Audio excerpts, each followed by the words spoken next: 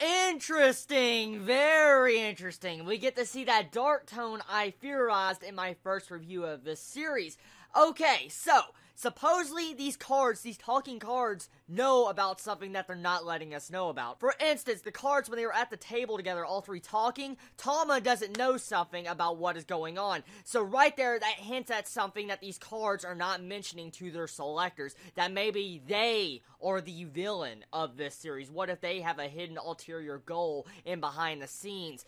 That right there just shows you something right there. But there's even more ways of how this episode shows you the dark themes. Okay, so we get a scene, this episode, with Ruko looking at Tama on her card, and she's like, you know, Tama's scary, I'm scary. And we see a little bit of a flashback of someone saying to Ruko that she's scary, and because of the way she acts, the way her eyes are, just everything, it just shows you the dark tones. It's slowly creeping you into that dark theme of Selector infected WIXOSS.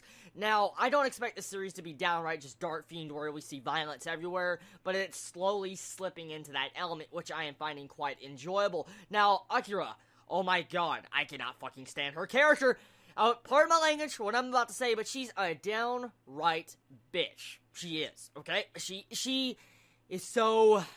one of those characters I hate, okay? That's what I can say right there. She is one of the characters I can hate in any series because how she manipulates everybody, how she's manipulating those girls at school to follow around Ruko and trying to get her to battle her. Just, oh my god, those are the fucking characters I hate so much. That is the one characters, these type of characters that I hate. I just rage on because the way they manipulate people, not as a villain standpoint, but as being just an outright bitch.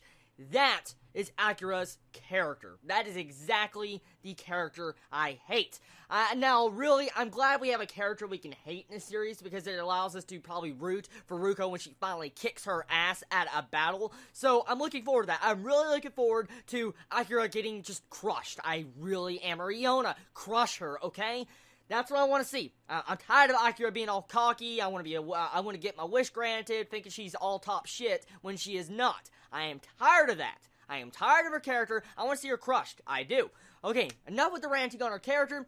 I like this episode. Once again, I love the tone. A lot of people say that they don't like the series because they're not explaining all the different elements of the card game, which I 100% agree. I 100% agree they're not explaining enough about this card game to really understand the battles that's going on.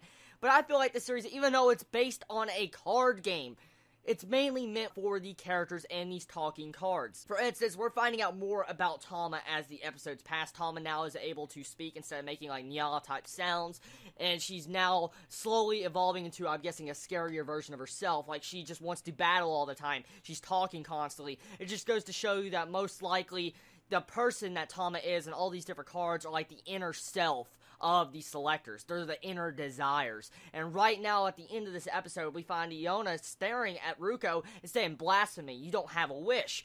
What if the only wish that, for instance, Ruko wants is to be able to battle for eternity, okay? Battle for eternity in the Shadow Realm. I mean, seriously. So really, I like this episode. It is not the best thing I have seen of this season, or all around the best I've ever seen, but for a card game anime, it's doing damn good. I'm not gonna lie, not with the mechanics of the cards, but with the actual development, with the tones of the characters and atmosphere, with the feels, and along with just probably hinting at foreshadowing for future events. For instance, why is Akira so scared of Iona? Iona definitely sent fucking shivers up my spine right at the end of this episode. The way she was just staring at Ruko and pretty much staring at us, the audience, was just so creepy. It was really creepy. With the ambience music in the background, it was just downright disturbing. I like this episode. I really do. And I just, hopefully, my biggest concern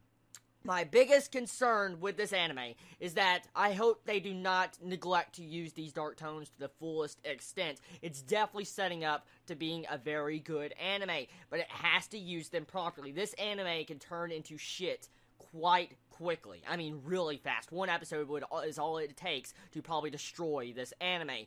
So, I have hopes for the series, and I don't have hopes. It depends on how the studio wants to animate this, how they want to make the story, how they want to make it flow, how they want to do the characters, the voice actors. Just one wrong thing is all it takes for having all the pillars crumbling down on Selector infected WIXOSS. So, That's all it takes. But if they can keep those pillars stable and continue to go at the pace they're doing, along with slowly giving us foreshadows of future events, they will have quite a fucking epic series on their hands. I don't know. We'll have to see how it goes. This is just me doing my theories, throwing them out there, just throwing out my different hopes, and just hopefully this anime turns out to be very freaking good, because I have enjoyed it so far, and I like the different aspects of the wishing, and it just gives me so much Monaco Magica vibes that's why I think I'm rooting so far for this series. So everybody, tell me your thoughts on this 4th episode of Selector Infected WIXOSS. Did you enjoy it? Did you hate it? Have you dropped off from this anime because you just do not like how they're not explaining the card game? Are you still giving this series a chance because you don't really care about the card game? You want to find out more about these characters and the world aspect of that Shadow Realm?